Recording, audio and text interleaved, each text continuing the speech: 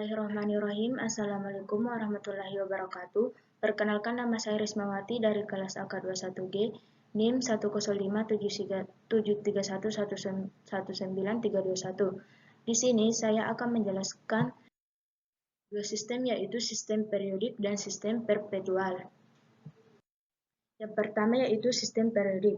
Sistem periodik adalah sistem pencatatan barang di mana mutasi masuk dan keluarnya barang dagang tidak diikuti sehingga besarnya nilai persediaan barang dagang diketahui dengan cara menghitung secara fisik barang yang ada di gudang pada akhir periode. Oleh karena itu, sistem periodik sering disebut dengan sistem fisik. Yang kedua yaitu sistem perpetual. Sistem pencatatan persediaan barang di mana mutasi secara kontinu atau terus-menerus mengenai masuk dan keluarnya barang yang selama periode berjalan dicatat di dalam kartu persediaan, sehingga sistem pencatatan ini sering disebut dengan sistem kontinu. Selanjutnya yaitu pencatatan transaksi antara sistem periodik dan sistem perpetual. Dapat dilihat contohnya sebagai berikut. Selanjutnya yaitu pencatatan transaksi dengan sistem periodik.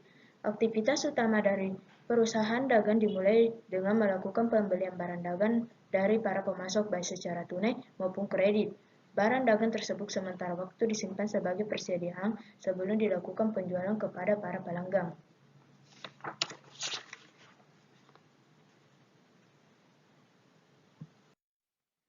Terdapat berbagai akun yang terlibat di dalam transaksi pembelian dan penjualan barang dagang dengan sistem periodik.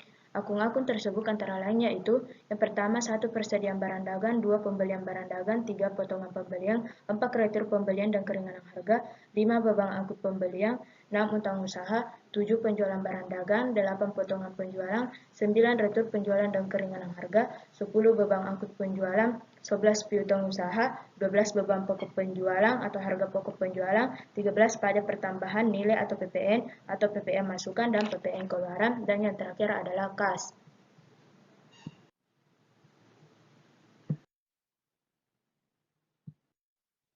Selanjutnya yaitu transaksi pembelian barang dagang dan beban angkut pembelian.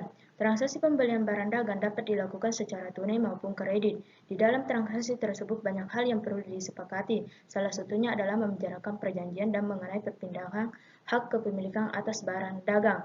Hal ini penting karena menyangkut biaya angkut. Apabila syarat penyerahan barang menggunakan perangko gudang penjual, maka biaya angkut barang ditanggung oleh pihak pembeli. Selanjutnya yaitu berdasarkan transaksi pembelian barang dagang dan beban angkut pembelian di atas, berikut adalah pencatatan ke dalam jurnal dengan sistem periodik. Berikut adalah contohnya. Selanjutnya itu transaksi potongan pembelian, retur pembelian dan keringanan harga, serta pelunasan utang usaha. Di dalam transaksi kredit, pihak pembeli biasanya memanfaatkan masa potongan yang diberikan oleh pihak penjual untuk membayar utang usaha sebelum masa jatuh tempo atau masa potongan, atau paling lambat pada saat tanggal jatuh tempo. Berdasarkan transaksi potongan pembelian, retur pembelian dan keringanan harga, serta pelunasan utang usaha di atas, berikut adalah pencatatan ke dalam jurnal dengan sistem periodik. Berikut adalah contohnya.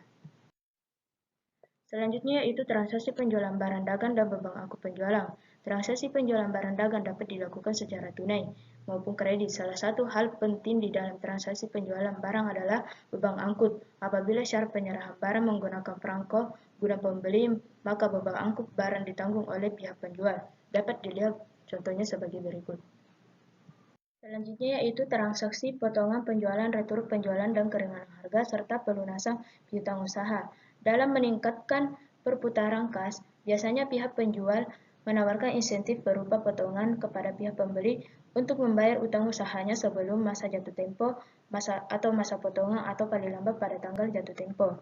Berdasarkan perjurnalan dari transaksi pembelian dan penjualan barang dagang dengan sistem periodik, langkah selanjutnya adalah memposting ke akun-akun di dalam buku besar sebagai berikut. Nama akun yang pertama yaitu persediaan barang dagang, yang kedua modal, yang ketiga pembelian barang dagang, selanjutnya PPN masukan, selanjutnya beban angkut pembelian, selanjutnya utang usaha, selanjutnya potongan pembelian, selanjutnya retur pembelian dan keringanan harga, selanjutnya penjualan barang dagang, selanjutnya retur penjualan dan keringanan harga, selanjutnya potongan penjualan, selanjutnya PPN keluaran, selanjutnya beban angkut penjualan, selanjutnya piutang usaha, selanjutnya utang beban, dan yang terakhir adalah kas. Setelah kita semua memposting ke buku besar, maka langkah terakhir adalah membuat neraca saldo.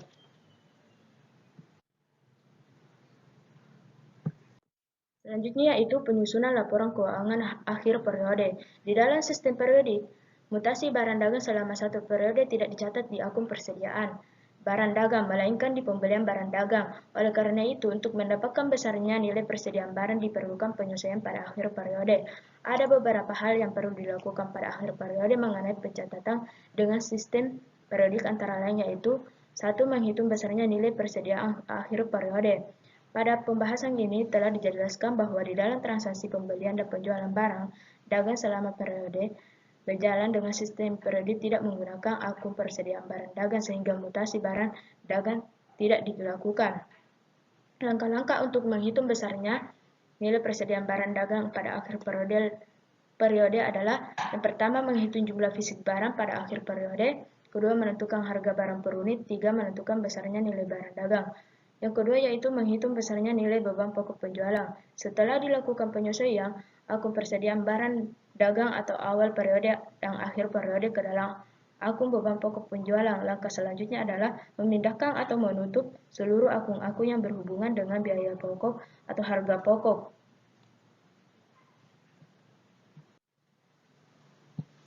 Selanjutnya yaitu mekanisme perhitungan beban pokok penjualan. Yang pertama yaitu persediaan barang dagang awal ditambah dengan biaya pokok pembelian, maka menghasilkan barang dagang siap jual. Barang dagang siap jual dikurangkan dengan persediaan barang dagang akhir, maka akan menghasilkan beban pokok penjualan. Adapun perhitungan beban pokok penjualan dapat dilihat contohnya sebagai berikut. Selanjutnya yaitu pencatatan transaksi dengan sistem perpetual. Transaksi pembelian barang dengan menggunakan sistem pencatatan perpetual dicatat dengan akun persediaan barang dagang, sehingga semua akun-akun yang berhubungan dengan pembelian barang.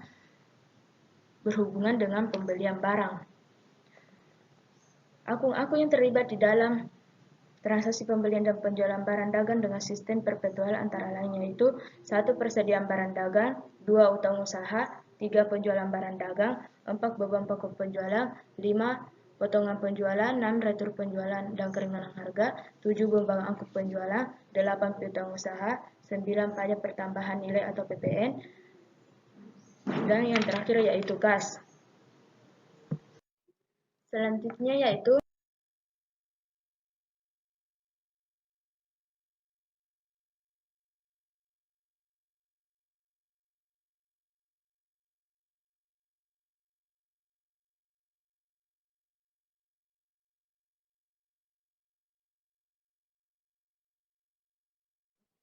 Selanjutnya yaitu transaksi potongan pembelian, retur pembelian, dan keringanan harga, serta pelunasan utang usaha. Di dalam transaksi kredit, pihak pembeli biasanya memanfaatkan masa potongan yang diberikan oleh pihak penjual untuk membayar utang usaha sebelum masa jatuh tempo atau masa potongan, atau paling lambat pada tanggal jatuh tempo. Contohnya dapat dilihat sebagai berikut. Selanjutnya yaitu transaksi penjualan barang dagang dan beban angkut penjualan. Transaksi penjualan barang dagang dapat dilakukan secara tunai maupun kredit. Salah satu hal penting di dalam transaksi penjualan barang dagang adalah beban angkut.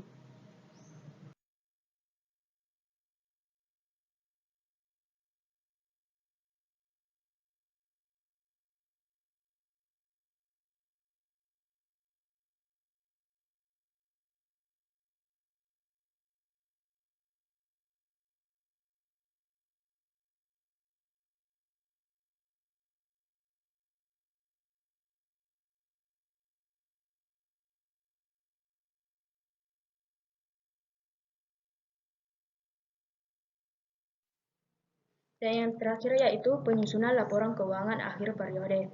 Pada dasarnya, proses penyusunan laporan keuangan di perusahaan dagang yang menggunakan sistem perpetual sama dengan yang dilakukan oleh perusahaan yang menggunakan sistem periodik.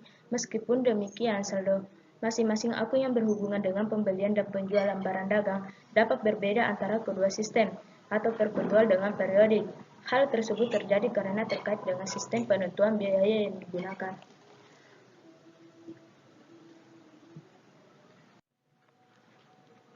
Oke, baik, mungkin itulah yang bisa dapat saya sampaikan. Kurang dan lebihnya mohon dimaafkan.